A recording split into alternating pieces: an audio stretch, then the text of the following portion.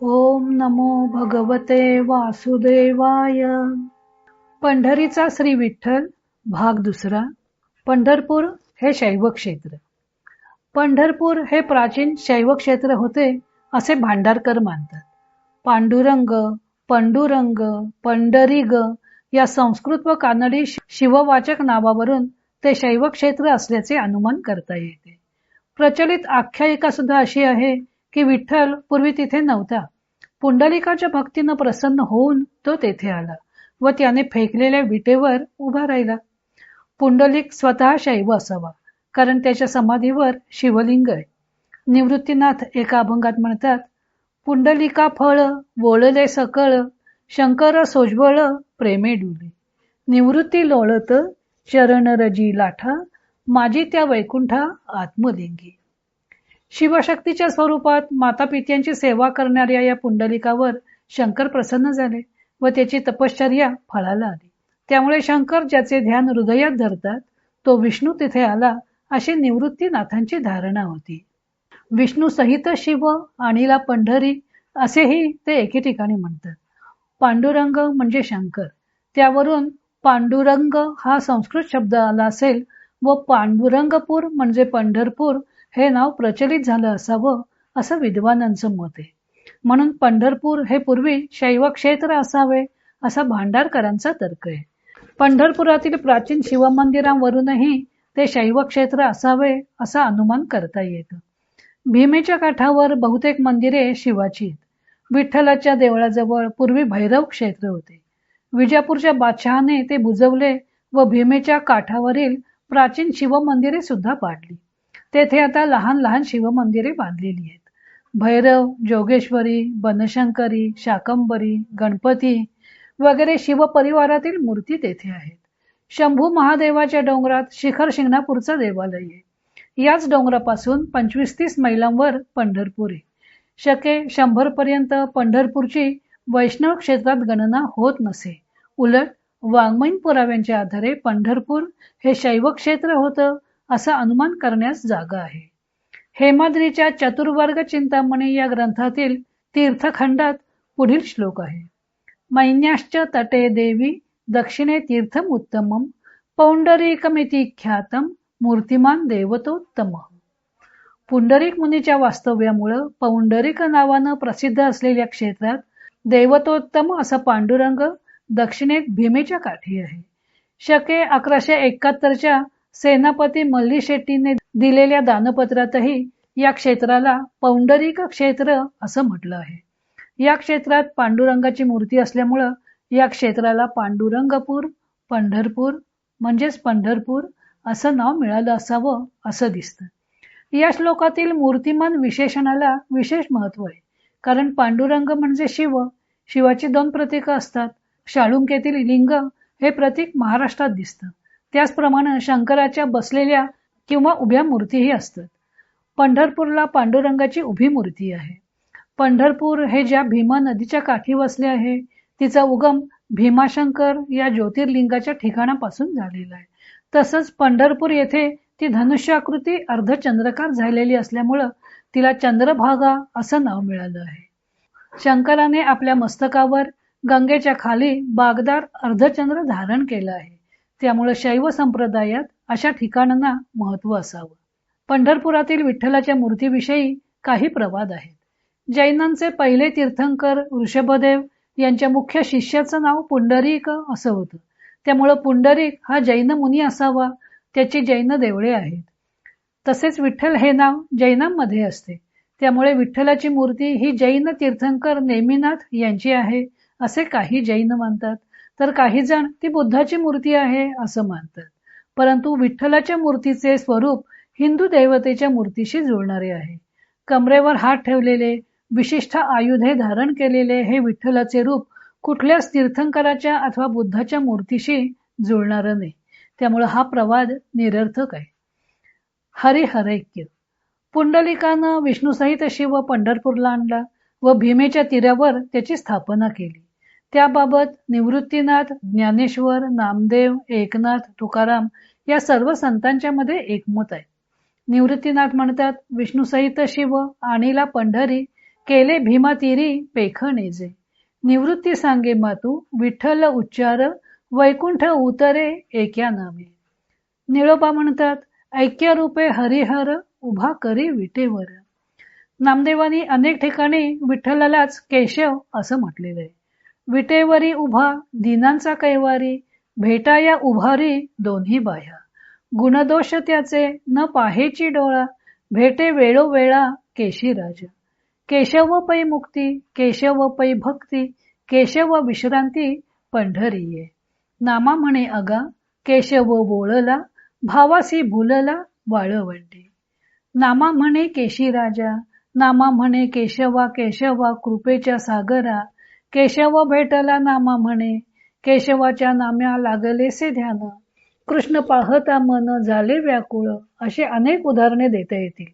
एके ठिकाणी तर ते स्पष्टपणे म्हणतात, भजन करा रे हरिहरा नारायण शिवशंकरा. माझे बोलणे अवधारा भेद न करा दोघांचा. यावरून नामदेव केशव स्वरूपी विठ्ठलामध्ये शिव व विष्णू यांच्या ऐक्याची मूर्ती म्हणूनच पाहत होते हे स्पष्ट दिसून येते. हरिहरा भेद नका करू वाद असे तुकोबा म्हणतात. त्यांच्या अभंगात विठ्ठलाच्या चतुर्भुजांचा व शंखचक्रांचा उल्लेख आहे. यावरून तुकोबा विठ्ठलाकडे विष्णू म्हणूनच पाहतात हे स्पष्ट होते. बाईल 16,000 रे हा तुकोबांचा उल्लेख विष्णूचा अवतार श्रीकृष्ण याला उद्देशून आहे. शिवाय विष्णू रूपाय विष्णवे शिवरूपिणे यथांतरम न पश्यामी असं शिव विष्णूचं ऐक्य मार्कंडेय ऋषींनी हरिवंश पुराणात सांगितलेलं आहे. पंढरपूरच्या शैव क्षेत्रात विठ्ठल रूपानं विष्णू राहायला आले आणि पांडुरंग व विठ्ठल हे पंढरपुरात एकरूप झाले. त्यामुळे विठ्ठल हे दैवत हरिहर साम्याचे प्रतीक बनले. कन्नड कवितिलक दत्तोपंत बेंद्रे यांच्या मते शंकराचार्यांनी पंचायतनाला थारा दिला, ब्रह्माची महती प्रतिष्ठित केली आणि हरिहर ऐक्याची मुहूर्तमेढ रोवली. पंपा क्षेत्री हरिहर समन्वयक विरूपाक्षाची महती वाढवली. शैव व वैष्णव यांच्यातील तंटा त्यामुळे दूर होण्यास मदत झाली. हरिहर हे जगाचे आईबाप आहेत. हरी व हर एकमेकांची शक्ती आहेत.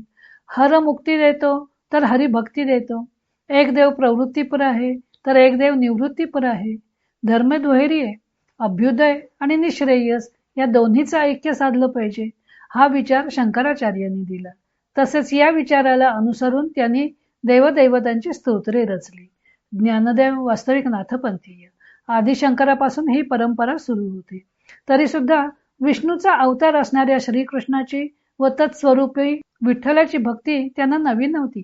ती त्यांना गुरुपरंपरेने व वंशपरंपरेने आधीच प्राप्त झाली होती. निवृत्तीनाथांना त्यांचे गुरु गहिनीनाथ यांनी नाथपंथाच्या दीक्षेबरोबरच कृष्ण भक्तीही सांगितली होती. नाथपंथाचा योगमार्गावर अवास्तव भर होता. गहिनीनाथांचे गुरु गोरक्षनाथ यांनी अनाचार व दांभिकता नाहीशी करून विशुद्ध योगसाधनेचा मार्ग प्रस्थापित केला. मध्ययुगीन धर्मसाधनेतील विविध प्रणालींना आपल्या परंपरेत सामील केलं. या समन्वयाचा प्रभाव गहिनीनाथांवर होता. नाथ संप्रदायात भक्तीचा ओलावा नव्हता. महाराष्ट्रात गहिनीनाथांनी नाथ संप्रदायाची परंपरा रुजवली व या पंथास कृष्ण भक्तीची जोड दिली. निवृत्ती गयनी कृपा केली पूर्ण कुल हे पावन कृष्ण नामे असं निवृत्तीनाथ म्हणतात. हीच कृष्णोपासना ज्ञानदेवांना निवृत्तीनाथांकडून मिळाली होती. नाथ संप्रदायाचा योगमार्ग कठीण असल्यामुळं त्यांनी परंपराप्राप्त अद्वैतावर आधारलेल्या भक्तियोगाचा पुरस्कार केला. या सर्व संतश्रेष्ठांचा प्रभाव महाराष्ट्रभर पसरलेला असल्यामुळं हरिहर यांच्या एकात्मकतेचे प्रतीक असणारे विठ्ठल दैवत लोकांनी सहज स्वीकारलं. त्यामुळे महाराष्ट्रात शैव व वैष्णव या तंट्यांना थारा मिळाला नाही. महाराष्ट्रातील भागवत धर्माचे हे अनन्यसाधारण वैशिष्ट्य आहे. शंकराचार्यांनी जशी अद्वैत मताची स्थापना केली तशीच विविध स्तोत्रांची रचना करून भक्ती मार्गाची वाट सुद्धा भाविकांना मोकळी करून दिली. तसेच हरिहर ऐक्याची मुहूर्त मेढही रोवली. हरिहर ऐक्याचे मूळ महाभारतात सापडते. महाभारतात जे प्रसिद्ध विष्णू सहस्रनाम स्तोत्र आहे त्यात सर्वशर्व शिवस्थाणु स्वयंभू शंभुरादित्य अशी शंकराची नावे विष्णूला उपयोजली आहेत. शंकराचार्यांच्या कार्यामुळे हरिहर ऐक्याची भावना कर्नाटकात उगम पावून विठ्ठल हे समन्वयात्मक दैवत उदयास आले व नंतर सर्व भारतभर या भावनेचा विस्तार झाला असावा. हे दैवत कर्नाटकीय आहे असं ज्ञानदेवांपासून सर्वच संत मान्य करत आले आहेत. याला ऐतिहासिक पुरावा म्हणजे शके 1159 मधील सोळखांबी मंडपाच्या पूर्वद्वारासमोरील तुळईवर कोरलेला शिलालेख. हा शिलालेख संस्कृत व कानडी या दोन्ही भाषांमध्ये आहे. त्यात म्हटलं आहे की होयसळ यादवांपैकी वीर सोमेश्वर याने विठ्ठलाच्या अंगभोगासाठी व रंगभोगासाठी हिरियगंज हे कर्नाटकातील गाव दान दिलं आहे. प्रारंभी तिकडच्या राजांनीच विठ्ठलाच्या पूजेकरता ग्रामदानी दिल्याचे दिसून येतं. त्यावरून हा देव कर्नाटकीय असावा. विठ्ठल हा शब्द विष्णू या शब्दाचा अपभ्रंश आहे. डॉक्टर भांडारकरांच्या मते विष्णू या शब्दाचा कानडी अपभ्रंश विट्ट असा होतो. विट्ट या शब्दाला ल हा प्रेमार्थक प्रत्यय लागून विठ्ठल हा शब्द तयार होतो. कानडीमधून हा शब्द सिद्ध होत असल्यामुळं हे दैवत कानडी असावं. पौंडरस, पुरंदरदास, कनकदास इत्यादी प्राचीन संत कवींचे दैवत विठ्ठल होते. विट्ट या कानडी अपभ्रंशापासून विठ्ठल व पंढरीगे या कानडी शब्दापासून पांडुरंग व पांडुरंगाचे पूर ते पंढरपूर हे नाव व इतर काही पुराणांच्या आधारे डॉक्टर तुळपुळे यांनी विठ्ठल संप्रदाय मूळचा कानडी होता असा अनुमान काढला आहे. पंढरपूरच्या विठ्ठल मूर्तीप्रमाणे कमरेवर हात ठेवून उभ्या असलेल्या व एका हातात कमळ आणि दुसऱ्या हातात शंख असलेल्या मूर्ती दक्षिणेकडे तिरुपती व अहोबलम येथे आहेत. त्यावरूनही हा देव दाक्षिणात्य दिसतो. लक्ष्मी शब्दाचा कानडी अपभ्रंश लखमा असा आहे. लखमा शब्दावरूनच रखमा हा शब्द सिद्ध झाला असावा. यावरूनही हे दैवत कानडी असल्याचं सिद्ध होतं. विठ्ठल कानडी आहे याबद्दल सर्वच संतांनी मान्यता दिलेली आहे. ज्ञानदेव म्हणतात कानडा हो विठ्ठलू कर्नाटकू. नामदेव महाराज म्हणतात कानडा विठ्ठल हो उभा भिवरे तिरी. संत नामदेवांनी तर एके ठिकाणी कल्पना केली आहे की विठ्ठल कानडी असल्यामुळं पुंडलिकासमोर उभा राहिला तरी पुंडलिकाला त्याची भाषा कळत नसल्यामुळं दोघांच्यात बोलभाषण होत नाही. विठ्ठल कानडे बोलू जाणे त्याची भाषा पुंडलिक नेणे. युगे 28 झाली दोघांनाही बोला चाली. कर ठेवूनी कटावरी उभा भिवरेच्या तिरी. नामा म्हणे स्वामी माझा उभा भक्ताची या काजा. तर एकनाथ महाराज म्हणतात तीर्थ कानडे देव कानडे क्षेत्र कानडे पंढरीये. विठ्ठल कानडे भक्त हे कानडे पुंडलिके उघडे उभे केले. एका जनार्दनी भक्तीची या काजा विठ्ठल कानडा विटेवरी. शैव व वैष्णव या दोघांच्याही भांडणाला कंटाळून दोघांच्या ऐक्याचे प्रतीक असणारा विठ्ठल कर्नाटकातून महाराष्ट्रात आला. पुढे हे कानडी दैवत महाराष्ट्रीयांना आपल्या कुलदैवतासारखं प्रिय वाटू लागलं. मूळचे शैव क्षेत्र असलेले पंढरपूर हे नंतर वैष्णव क्षेत्र बनलं व शिव व विष्णू यांचे ऐक्य झाले. आपला संप्रदाय दैवत मूर्ती मुळात कानडी असल्याची साक्ष मराठी संतांनीच दिलेली आहे. विठ्ठल मूर्ती संतांनी अनेक अभंगातून विठ्ठल मूर्तीचं वर्णन केलं आहे. विटेवर समचरण व कमरेवर हात ठेवून उभा असलेला विठ्ठल सर्वच संतांना भावलेला आहे. विटेवरी समचरण सुंदर बाळ सुकुमार यशोदेचे. कटावरी कर समचरण साजिरे दोन्ही हात ठेवणे कटा उभा भिवरेच्या तटा. असं वर्णन संत नामदेवांनी केलेलं आहे. तुकाराम महाराज म्हणतात सुंदर ते ध्यान उभे विटेवरी कर कटावरी ठेवोनिया. ही वर्णने सध्याच्या मूर्तीला जुळणारी आहेत. परंतु संतांनी केलेल्या विठ्ठल मूर्तीच्या वर्णनात एकवाक्यता नाही. शंकराचार्यांच्या पांडुरंग स्तोत्रात त्यांनी विठ्ठल मूर्तीचे सध्याच्या मूर्तीला लागू पडणारे व श्रीकृष्ण रूपात असे दोन्ही प्रकारे वर्णन केलेले आहे. त्यांनी केलेले इष्टकायम समन्यस्त पादम नितंबक कराभ्याम धृतः म्हणजे विटेवर समचरण ठेवून जो उभा आहे व ज्याने कमरेवर हात ठेवले आहेत ही वर्णने सध्याच्या मूर्तीला लागू पडतात. पण त्यांनी केलेले त्रिभंगाकृती वर्णन जुळणारं नाही. त्रिभंगाकृती म्हणजे बाळकृष्णाप्रमाणे पाय कंबर व मान 3 ठिकाणी वाकवून उभा असलेला देव. तसेच ज्ञानदेवानेही त्रिभंगी विठ्ठल मूर्तीचं रूप वर्णिलंय. नामदेवानी आरतीत वामांगी रखुमाई रूप वर्णिले आहे. तसेच तुकारामाने ओती व सुखाचे सकळ वामांगी रखुमाई केवळ उद्धव अक्रूर उभे दोन्हीकडे वर्णिती पवाडे सनकाधिक असंही वर्णन केलेले आहे. तसेच त्यांनी विठ्ठलाचे चतुर्भुज, नग्न, पावा आणि काठी घेतलेले गोपवेशधारी रूपही वर्णिले आहे. मुळात संतांनी जी विठ्ठल मूर्तीची विविध वर्णने केली आहेत ती सध्याच्या मूर्तीला लागू पडणारी असावीत हे मानणेच चुकीचे आहे. संतांच्या मनाला जे रूप जसं भावलं तसं त्यांनी वर्णन केलेलं आहे असंच मानलं पाहिजे. पुंडलिकाने फेकलेल्या विटेवर हा देव त्याची वाट पाहत उभा आहे अशी आख्यायिका आहे. शंकराचार्यांनी पांडुरंग स्तोत्रात विठ्ठलाने कमरेवर हात का ठेवले असावेत याबद्दल एक हृद्य कल्पना केली आहे. प्रमाणम भवाब्जे रिदम मामकानाम नितंबः कराभ्याम धृतो येन तस्मात.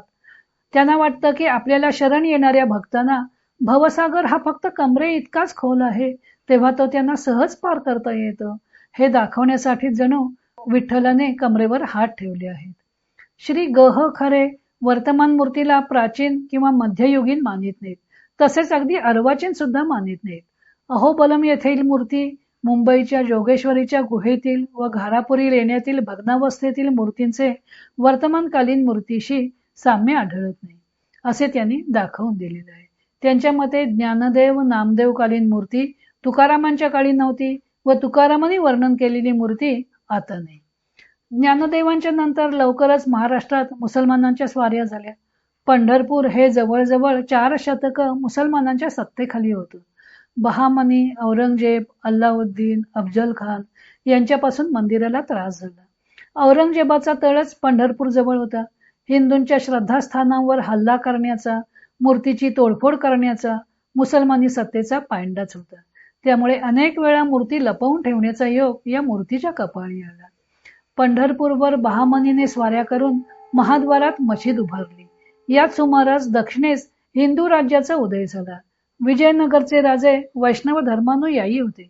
महाराष्ट्रातील अस्थिर राजकीय परिस्थिती व परधर्मीयांची असहिष्णुता लक्षात घेऊन विजयनगरच्या राजाने पंढरपुरातील विठ्ठलाची मूर्ती कर्नाटकात नेली.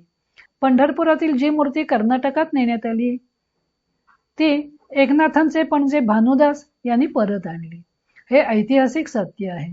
फक्त मूर्ती नेणारा कृष्णदेवराय की रामराजा याबद्दल विद्वानांच्या मध्ये मतभेद आहेत. महिपती, तुकाराम, विष्णुदास नामा यांनी या घटनेचा संबंध विजयनगरच्या रामराजाशी लावलेला आहे. खरे, पांगारकर, भावे, तुळपुले यांच्या मते मूर्ती नेणारा कृष्णदेवराय असावा. रामराजाने किंवा कृष्णदेवरायाने मूर्ती परत केली ती पूर्वीचीच होती की त्या मूर्तीची प्रतिकृती होती याविषयी अनेकांची मने साशंक आहेत. त्यामुळे ज्ञानदेव नामदेव काळातील मूर्ती आता नसावी किंवा तुकारामांच्या काळातील मूर्ती सुद्धा आता नसावी असा तर्क करण्यास जागा आहे. सध्याची विठ्ठल मूर्ती विटेवर उभी आहे. दोन्ही हात कमरेवर असून एका हातात कमळ व एका हातात शंख आहे. मूर्तीच्या डोक्यावर उंच टोपी वजा मुकुट आहे. ज्याला मुकुट म्हणतात ते शिवलिंग आहे अशी ज्ञानदेवांपासून रामदासांपर्यंत सर्व संतांची समजूत आहे. विठोनी शिरी वाहिला देवराणा असे रामदास मनाच्या श्लोकात म्हणतात. भाविक लोक सुद्धा ते शिवलिंग आहे असेच मानतात. तसेच तेथील पुजारी सुद्धा ते शिवलिंग आहे असंच सांगतात. श्री खरे यांच्या मते विठ्ठलाच्या उंच टोपी वजा मुकुटाशी उत्तर भारतातील कुशाण शैलीच्या सूर्यमूर्तीच्या मुकुटाचं साम्य आहे. त्यामुळे त्यांच्या मते ही सूर्यमूर्ती असण्याचा संभव आहे. तथापि या मुकुटाशिवाय आणखी कोणतेही साम्य आढळून येत नाही. सर्व संत परंपरेने हे शिवलिंग आहे असं मानतात. असं श्री खरे यांनीच दाखवून दिलेलं आहे. एकंदर या मूर्तीमध्ये शिव व विष्णू यांचं ऐक्य झालेलं आहे.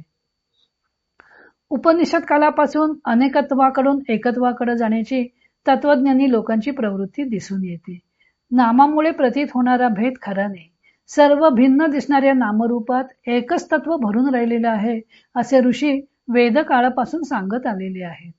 इंद्रम मित्रम वरुणम अग्निमाहु अथो दिव्य स सुपर्णो गरुत्मान एकम सद विप्रा बहुधा वदंती अग्निम यमम मातरिश्वान माहु. या रुचेवरून अनेक दैवत्वाकडून एकदैवत्वाकडे व तेथून एकत्वाकडे विचारांची प्रगती झालेली दिसते. नावे अनेक असली तरी सूर्य या एका देवाची इंद्र, मित्र वगैरे अनेक नावं आहेत असं सांगून त्यावरून एकच तत्व खरं आहे असं या रुचेत सांगितलेलं आहे. यापुढची पायरी म्हणजे सर्व दैवच नव्हे तर नामरूपाने भिन्न असणारे हे विश्वसुद्धा ब्रह्मस्वरूप आहे, असा उपनिषदांचा सिद्धांत आहे.